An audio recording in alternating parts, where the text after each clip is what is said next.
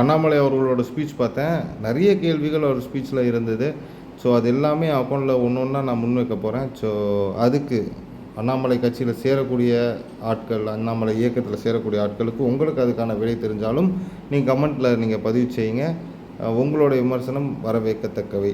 So எனக்கு என்ன டவுட்னா, அண்ணாமலை அவர்கள் கல்ட்டு பாலிடிக்ஸ், இந்த ஹீரோயிசம், அதுக்கப்புறம் இந்த ஸ்டார்டம், இது எல்லாத்தையுமே விரும்பாத ஒரு தலைவராக இருக்கணும்னு அவர் ஆசைப்படுறாரு. ஆனால் அவர் ஸ்பீச்சில் தொடக்கமே சூப்பர் ஸ்டார் ரஜினிகாந்தை பற்றி பேச வேண்டிய அவசியம் என்ன இருக்குது? ரஜினிகாந்த் அவர்கிட்ட பேசினார், ரஜினிகாந்த் அவரை நம்பினார், ரஜினிகாந்த் அவருக்கு கூட நிற்கணும்னு சொன்னார். நீங்கள் தான் ஸ்டாரோ இல்லை இந்த ஸ்டார்டமோ இந்த கல்ட்டு பாலிடிக்ஸு இது எதுவுமே விரும்பத்தக்காத ஒரு ஆளாச்சு. எதுக்கு ரஜினிகாந்த் அவர்களை நீங்கள் மென்ஷன் பண்ணுறீங்க? அது பண்ண வேண்டிய அவசியம் என்ன இருக்குது? ரஜினிகாந்த் ஒரு விஷயத்தை ஒரு அண்ணாமலை அவர்கள் புரிஞ்சதும், ரஜினிகாந்த் உங்ககிட்ட மட்டும் பேசலை, சிங்கப்பூர் பிரதமர்கிட்ட பேசியிருக்காரு. ஏன் நீங்கள் பேசுகிறதுக்கு 2 நாள் முன்னாடி ஸ்டாலின் அவர்களை பார்த்து ஒரு மணி நேரம் பேசிட்டு வந்திருக்காரு.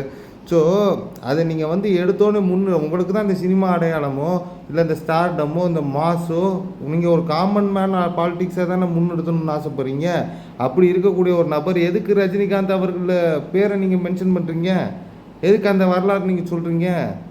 ஏன்னா இதுக்கான காரணம் நான் யோசிக்கிறது, நான் சிந்திக்கிறது, இன்றைக்கி முதல்வராக இருக்கக்கூடிய விஜய் அவர்கள் அவருடைய ஸ்டார்டமையோ இல்லை அவருடைய பிராண்டை நீங்கள் உடைக்கணும்னால் உங்களுக்கு நன்கு தெரியும் இன்னொன்று ஒரு ஸ்டார்னால் மட்டும்தான் முடியும்னு.